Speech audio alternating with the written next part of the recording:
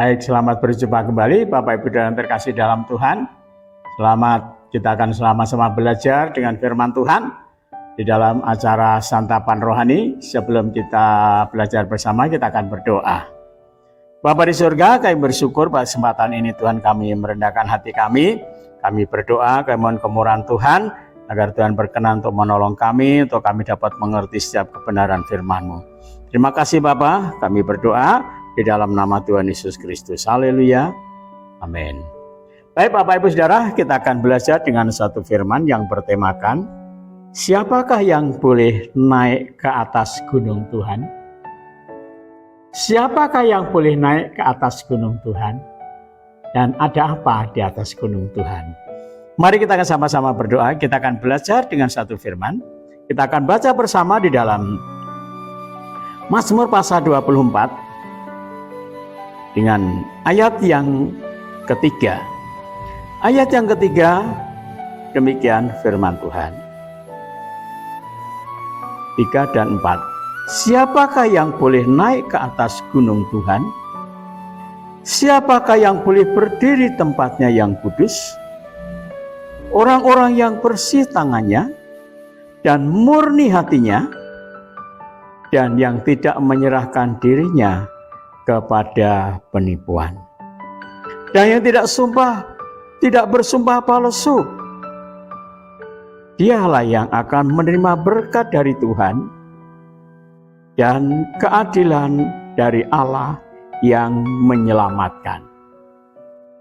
Amin. Bapak Ibu Saudara yang terkasih dalam Tuhan, pemazmur Daud yang menuliskan ayat ini. Siapakah yang boleh naik ke atas gunung Tuhan?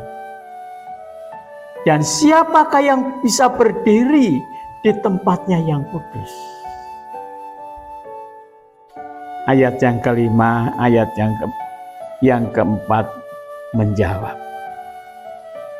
Orang yang bersih tangannya dan yang murni hatinya, dan yang tidak menyerahkan dirinya kepada penipuan. Dan yang keempat, yang tidak bersumpah palsu. Dan orang-orang inilah yang dianggap layak untuk naik ke atas gunung Tuhan. Naik ke atas gunung Tuhan artinya apa? Artinya bahwa nilai-nilai rohani kita, kehidupan rohani kita, ada satu pertumbuhan. Ada satu pertumbuhan, ada kenaikan, ada peningkatan. Ketika kita naik ke atas gunung Tuhan. Di dalam perjanjian baru, di dalam Injil Matius pasal 17, ketika Tuhan Yesus naik ke atas gunung, hanya 3 orang yang diajak naik ke atas gunung, yaitu Petrus, Yakobus, dan Yohanes. Yang lainnya di mana? Yang lainnya di bawah, tidak diizinkan untuk ikut naik. Lalu ada kelebihannya apa orang yang diajak ikut naik ke atas? Saya percaya Alkitab di sana mencatat hanya 3 orang itu yang melihat wajah Yesus berubah menjadi bersinar terang benderang, dan di sana ada perjumpaan dengan Elia dan Musa. Jadi hanya 3 orang ini yang bisa melihat wajah Yesus berubah dan ada perjumpaan dengan Elia dan Musa. Yang lainnya tidak pernah tahu. Kenapa? Kenapa? Karena yang lain tidak diizinkan untuk naik. Coba kalau yang lainnya diizinkan ikut naik, wah, yang lainnya pasti sangat bersukacita sekali, sangat bergembira sekali. Petrus berkata begini, "Guru, betapa bahagianya kami ada di sini. kita ada di sini. Biarkanlah kami membuatkan 3 kemah. 1 untuk guru, 2 untuk Musa, 3 untuk Elia. Ada 1 kerinduan yang tiba-tiba muncul dengan sendirinya. Petrus punya kerinduan untuk membuat 3 kemah di atas gunung itu. Ya, sewaktu-waktu mungkin saya katakan mungkin saja ya, karena di sana tidak dituliskan. Mereka berpikir, wah kalau di sini ada kemah 1 untuk Tuhan Yesus, 2 untuk Elia, 3 untuk Musa. Sewaktu-waktu kami ke sini bisa mampir gitu kira-kira ya barangkali. Tetapi bukan itu yang saya maksudkan. Yang saya maksudkan adalah orang-orang yang diizinkan untuk naik ke atas gunung Tuhan. Ayat ini kembali kepada pembacaan ini tentunya, yaitu orang-orang yang diizinkan untuk naik ke atas gunung Tuhan adalah orang yang bersih tangannya. Bagaimana tangan kita bisa bersih? Tuhan Yesus berkata, kalau tanganmu, ya, daripada tanganmu dengan tubuh utuh, ya, dengan tanganmu, tetapi kamu masuk neraka, lebih baik dipotong saja dan kamu masuk surga dengan tangan kudung, dan seterusnya dan seterusnya. Artinya apa? Artinya betapa pentingnya tangan yang bersih itu di hadapan Tuhan.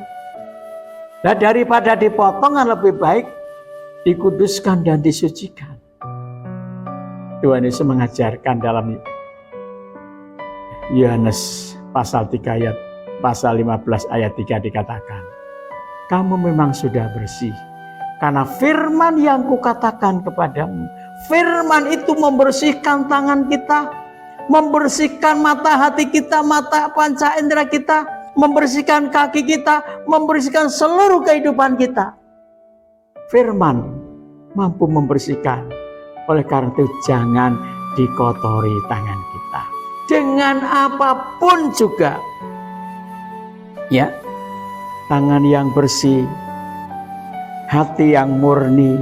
Hati kita bisa dimurnikan oleh firman dan Roh Kudus. Ya, yang ketiga, ya, yang ketiga, tidak menyerahkan diri kepada penipuan. Pendirian kita, perilaku kita, tindakan kita, perbuatan kita disucikan, dikuduskan oleh firman dan Roh Kudus. Jangan dikotori, supaya kita layak untuk naik ke gunung Tuhan. Kita bisa berdoa, kita bisa menyembah, kita bisa memuji Tuhan. Ya. Dan yang keempat berkata, tidak bersumpah palsu. Mungkin sebelum kita percaya kepada Tuhan, sebelum kita mengenal Tuhan, sebelum ada perjumpaan dengan Tuhan, kita gampang bersumpah. Ya. Sumpah itu begitu murah, saudara. Ya, seakan-akan hal yang murahan. Asal ngomong, asal ngucap sumpah itu. Jangan. Setelah bibir kita, mulut kita dikuduskan oleh firman dan Roh Kudus. Eman-eman. Toko tidak ada yang jual, saudara. Kalau pintu rumah banyak yang jual, tapi pintu bibir mulut ini tidak ada yang jual. Saudara, mahal. Jangan dikotori, jangan mudah bersumpah, jangan mudah berucap. Tapi marilah kita menjaga hati, bibir kita, mulut kita harus dijaga. Karena di dalam hati kita dan di dalam mulut kita ada kehidupan. Di dalam Amsal dikatakan, manusia itu mati dan hidup ditentukan oleh lidah. Kalau lidah kita mengeluarkan kehidupan, hati kita mengeluarkan kehidupan, maka akan terpancar sebuah kehidupan. Dan kita diizinkan naik ke atas gunung Tuhan. Untuk apa kita naik ke atas gunung Tuhan? Lanjut ayat yang kelima berkata, Dialah yang akan menerima berkat dari Tuhan. Ada berkat yang Tuhan sediakan di atas gunung Tuhan. Bukan sembarang gunung, di atas gunung Tuhan, ya. Ada berkat. Yang kedua, ada keadilan dari Allah. Dan yang ketiga, ada keselamatan. Keselamatan itu tersedia, diberikan dengan cuma-cuma lewat pengorbanan Kristus di atas gunung Golgota. Tanpa pengorbanan Kristus tidak akan pernah ada keselamatan. Bapak Ibu Saudara, orang boleh mencari keselamatan di mana saja, suka-suka. Tapi Tuhan menyediakan keselamatan itu melalui korban Kristus buat Bapak Ibu Saudara. Karena begitu besar kasih Allah akan dunia ini, sehingga Ia telah mengaruniakan anaknya yang tunggal, supaya setiap orang yang percaya kepadanya tidak binasa, melainkan beroleh hidup yang kekal. Dan oleh kasih karunia kamu diselamatkan. Bukan hasil usahamu, kamu mau berusaha bagaimanapun, kalau bukan karena kasih karunia Allah, kamu tidak akan mendapat apa-apa. Kita tidak akan mendapat apa-apa. Bapak Ibu Saudara tidak akan mendapat apa-apa. Hanya karena kasih karunia Allah. Sekali lagi saya katakan, hukum Taurat diberikan oleh Musa. Tapi kasih karunia Allah dan kebenaran datang oleh Yesus Kristus Tuhan kita. Yang terakhir, ya, itulah angkatan orang-orang yang menanyakan Dia, yang mencari wajah-Mu, ya Allah, Allah Yakub. Orang-orang angkatan yang mencari Tuhan, orang yang senantiasa mencari Tuhan, datang kepada Tuhan dengan fokus, dengan sungguh-sungguh, dengan segenap hati, dengan segenap jiwa, dengan segenap kekuatannya untuk mencari Tuhan. Dia akan mendapat berkat dari Tuhan. Keselamatan dari Tuhan disediakan. Hidup kekal, kerajaan surga disediakan. Kerajaan surga itu bukan perasaan. Kerajaan surga itu bukan rasa. Tapi kerajaan surga adalah kerajaan di mana Allah bertahta. Tuhan Yesus memberkati kita. Mari kita sama-sama berdoa. Kita mengucap syukur kepada Tuhan. Pastikan bahwa setiap kita sudah dikuduskan. Hati, pikiran, jiwa, dan roh kita, tangan, kaki kita dikuduskan oleh firman dan Roh Kudus. Kami bersyukur kepada Bapa di surga, Bapa di dalam nama Tuhan Yesus. Kasih dan anugerah-Mu menyertai kami. Kami percaya Engkau sudah mengaruniakan keselamatan, sudah mengaruniakan hidup kekal kepada setiap kami.